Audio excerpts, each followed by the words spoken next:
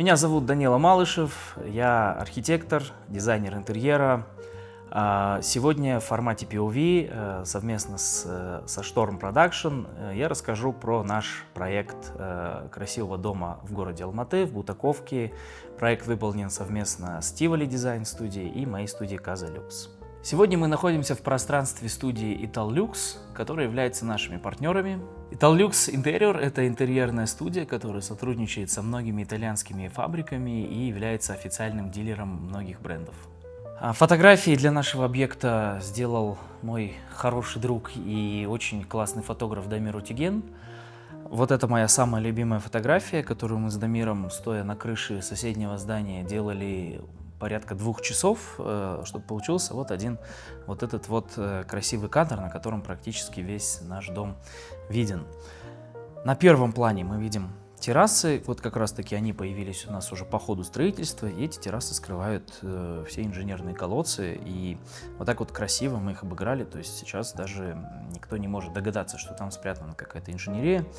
И на этой фотографии мне больше всего нравится как раз-таки сложность наших балконов, вот эта сложная архитектурная форма. Мы видим, что у нас самая верхняя плита, крыша, она идет под наклоном, и стенка, самая левая стенка дома, она тоже под наклоном. За счет этого появилась такая вот необычная форма балкона. В ландшафте, в центре ландшафта у нас такой круглый красивый подъезд к дому. Он был продиктован несколькими моментами.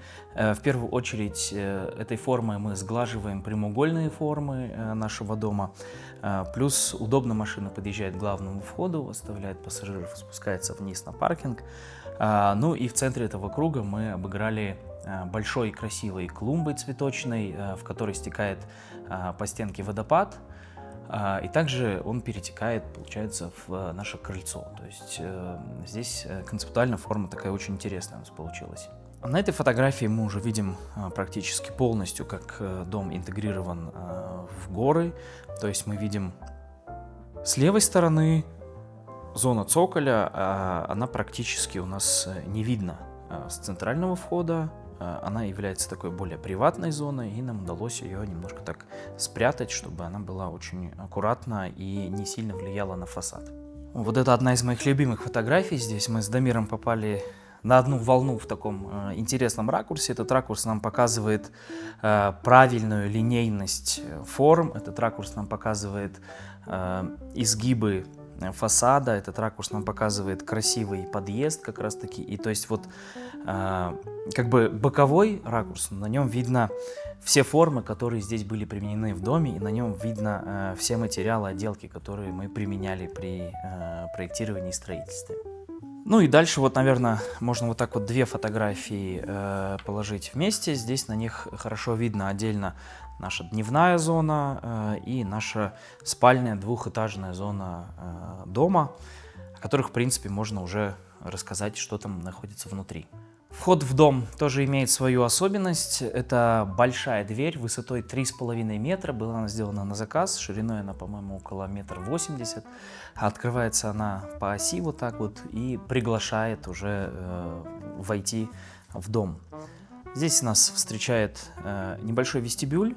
Он очень аккуратный.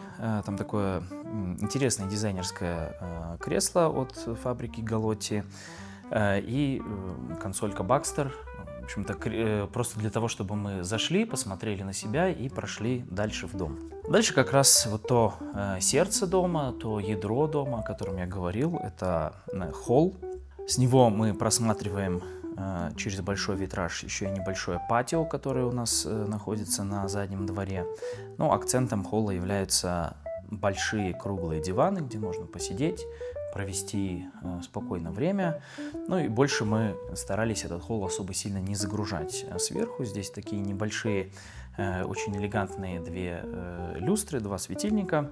Отделка стен холла, она у нас перекликается и полностью потом переходит уже в гостиную, а соединяет между собой холл и гостиную вот такая конструкция из 2 пилонов, а между ними стоит камин. Он выполнен из цельной каменной чаши, и сверху латунь и стекло совмещаются между собой, такие легкий материал и тяжелый материал в виде металла. И вот как раз соединяющий наш камин мы видим уже с другого ракурса, мы видим уже со стороны гостиной.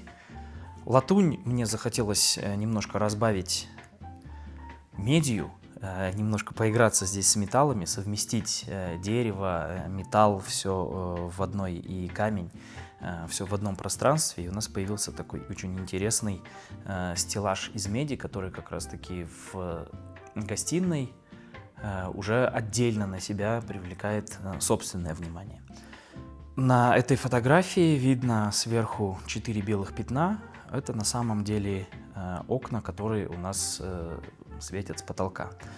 Расставной мебели у нас не так много, ну, конечно, не избежать в гостиной диванной кресельной группы, но здесь очень уместно, очень интересно и так воздушно легко стал рояль. На нем часто играют, то есть он не стоит просто так, он функционирует, и семья достаточно музыкальная, семья достаточно так любит искусство, вот, поэтому рояль здесь оказался не просто так. Ну, собственно говоря, идея была в том, чтобы одну стенку, лицевую стенку, сделать полностью прозрачной, полностью витражной. Так у нас и получилось. У нас всего 3 створки, при этом очень тоненькие профиля, они всего 3 сантиметра. И витраж, он является как стенка, он идет от пола до потолка, он полностью открывается, и летом мы можем из гостиной, открыв витраж, выйти на террасу, выйти во двор, подышать свежим воздухом, либо открыть гостиную и создаться впечатление, что мы сидим на диване, смотрим телевизор, но при этом у нас как будто мы сидим и на улице, и в помещении одновременно. На этой фотографии видно, что как раз-таки наши акцентные стенки из латуни, они являются такой панелью за ТВ. Здесь мы решили сложные формы не применять, мы решили применить простые ровные формы, то есть у нас нету каких-то в этой зоне каких-то таких тяжелых форм, которые бы давили. У нас здесь просто ровная стена, выделенная немножко другим цветом. Ну и вот эта фотография, я запомню ее, наверное, навсегда. Дамир, когда сделал этот кадр, он подошел, сказал: вот здесь в углу не хватает только надписи AD, и все будет хорошо. У клиентов было пожелание сделать большую, красивую, необычную именно столовую, как отдельной комнатой. Обязательно нужно, чтобы она выделялась и имела такой какой-то эффект вау. Поэтому для столовой был сделан большой стол на заказ на 26 персон. Также на заказ была сделана над столом большая люстра. И вот здесь как раз мы допустили много разных стыковок и разных форм материалов. А задняя стенка, она выполнена с такой идеей, что мы ее интегрировали в горы. Верхняя часть — это белая панель, она перетекает у нас с фасада, так как в столовой много витражей, и мы видим фасад, мы видим стенки гор, которые у нас отделаны камнем, скальником. Также этот камень мы решили применить и внутри самого помещения. За счет этого у нас получилась вот такая вот интересная стыковка, что как раз-таки придало столовой вот такую вот живость, вот такую вот динамику форм. Ну, а другую стенку мы решили как раз-таки сделать более гладкой. Здесь я уже говорил, что хозяева дома любят искусство, и вот эта картина была специально написана на заказ итальянской художницы Виктории Карвино. Кухня имеет вообще своеобразную историю в этом доме. Дело в том, что с кухонного гарнитура практически началось все проектирование. И мои соавторы рассказывают, Александр Пичко и Светлана Усенко, когда они разрабатывали планировку, у клиентов уже был куплен кухонный гарнитур фабрики Миноти, был такой большой Г-образный остров, и именно под размеры этого острова, под размеры именно кухонного гарнитура уже подбирались размеры сначала кухни, а потом уже и гостиной, чтобы это у нас все было в симметрии, в красивых, правильных формах. Ну и в такой красивой отделки он, дерево эбони, сочетается с нашими также спокойными панелями, со спокойными достаточно стенами. Ну и в кухне повторяется та же история с витражами, что одна центральная у нас стенка полностью стеклянная, полностью заменена на витражи, и мы видим горы. И также с кухни мы можем перейти на отдельную зону патио, отдельную зону террасы. Выход на эту зону и из гостиной, и из кухни.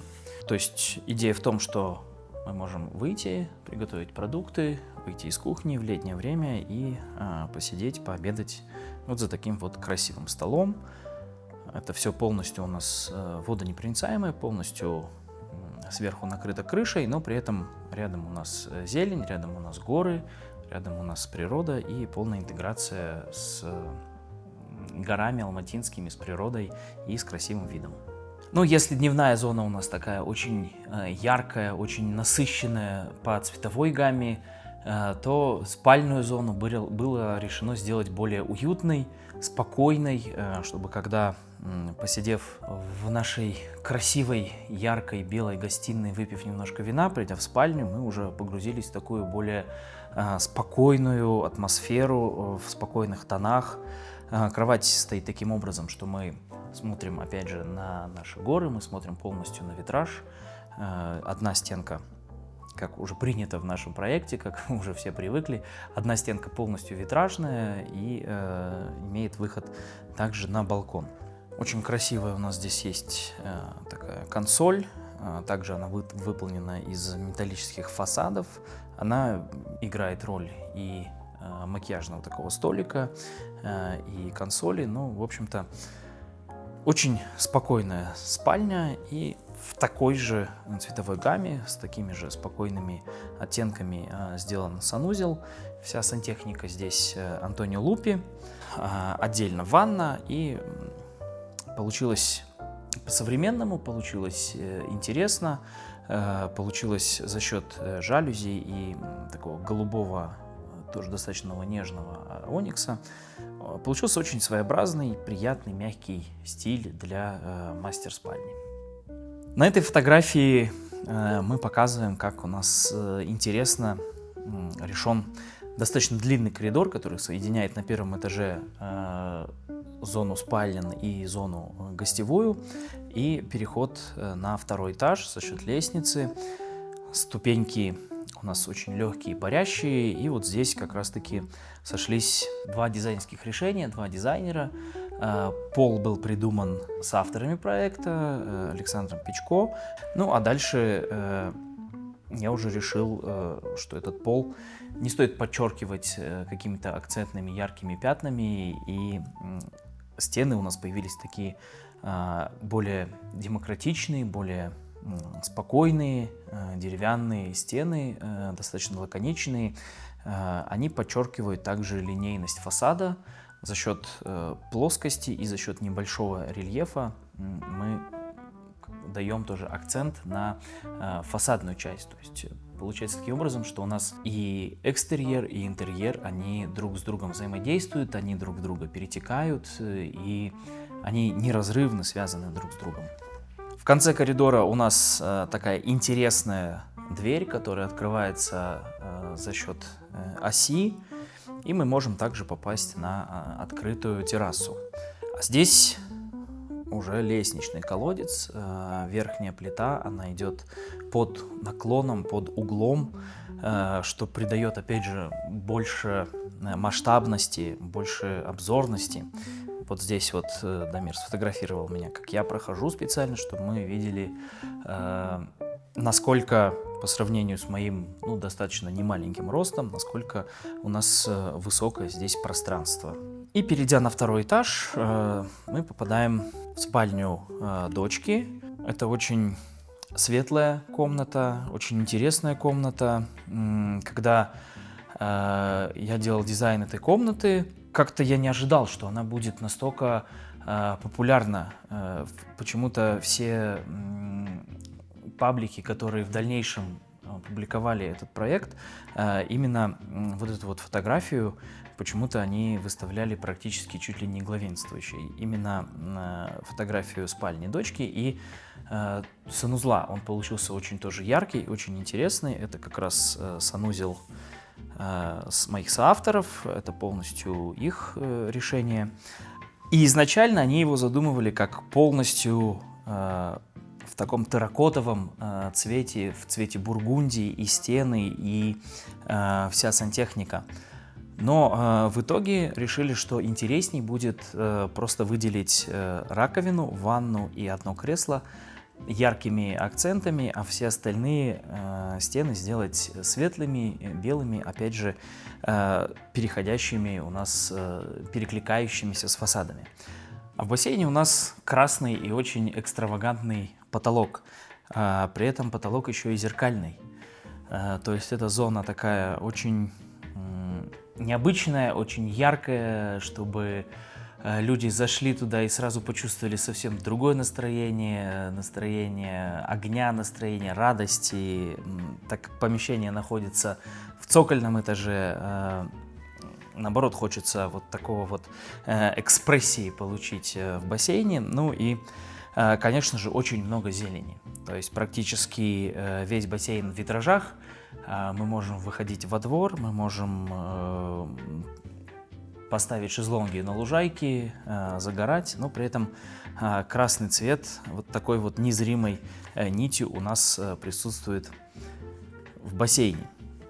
Ну, а это, пожалуй, моя любимая зона, и мне всегда хотелось сделать винный погреб, у меня нету его дома, я надеюсь, в будущем он появится, но вот здесь мы с клиентами совместно реализовали такую и их интересную мечту, и мне было интересно поработать, сделать такой необычный винный погреб. Там, конечно же, установлен свой климат, кирпичики дают аутентичности, дают немножко такое, все-таки мы находимся в подвале, за нами находится уже гора, находится немножко в скале, но при этом достаточно интересный, яркий и полностью заполненный винный уголок в доме у нас получился.